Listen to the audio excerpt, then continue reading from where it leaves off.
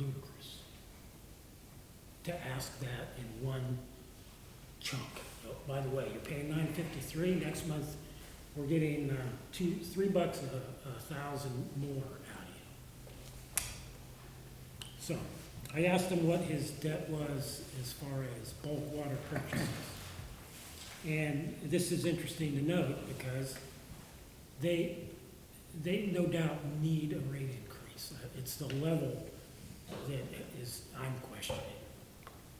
He said that his bulk water cost was $3.1 million. It's gone up to $4.9 million, or an increase of $1.8 million.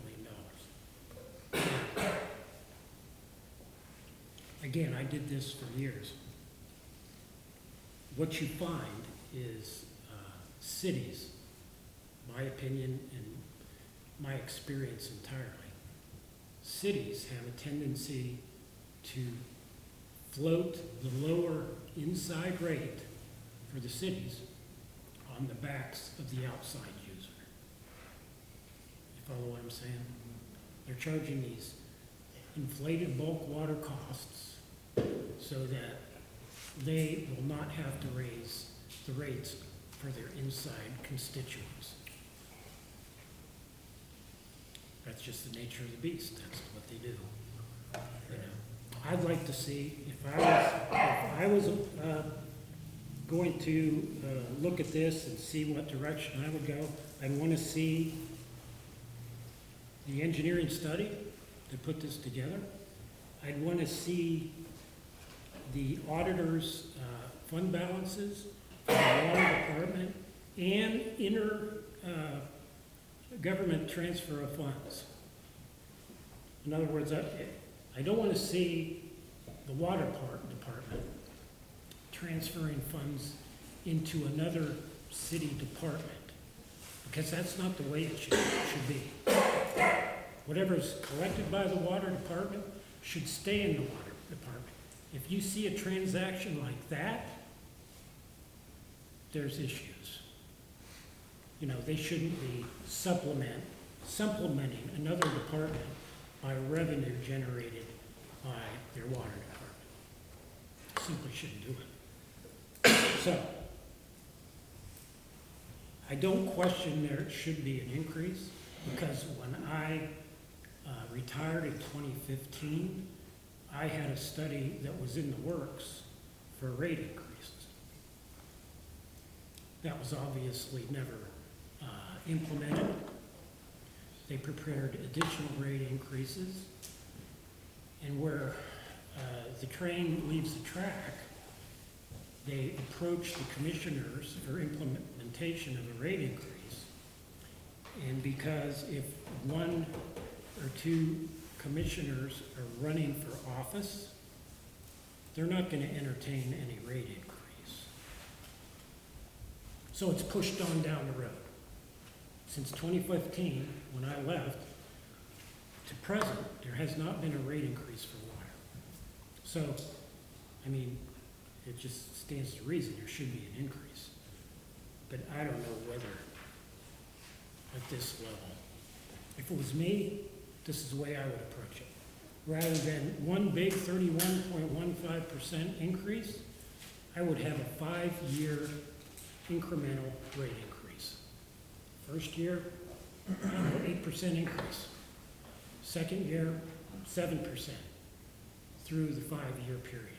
That way, it's more, it's still a bite, but it's more palatable to the user. You know, they went up a little bit this year, a little bit the following year, rather than 31.15%. Does that make any sense? I'd like to see the study. I don't know. Sometimes I feel that you get these rate studies and you don't look at them very closely, and there's costs in there that shouldn't be considered in the increase, and it's time consuming, and you have to really go over it with a fine-tooth comb, but that's what you have to do. You know, and there's reasons cities do this.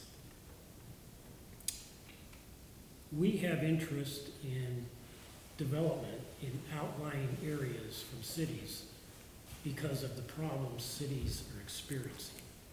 So,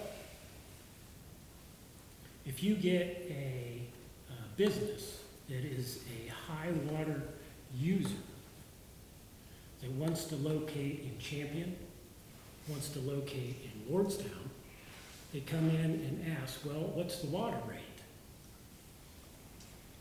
$12.50 a thousand. And then the city goes, well, we can do you a lot better. Well, yeah, you can, because that's the way it works. I don't, you know, this is probably being recorded and he can put it in the paper, but this is the way it works. I did it for 32 years. This is the way it works. They can court people with their low inside water usage and sanitary sewer usage. Our sanitary sewer rates are ridiculous. They should never assign those agreements down there. I'd still be in the courthouse with my sleeping bag. I would have never signed that. I would have never signed that. Ridiculous.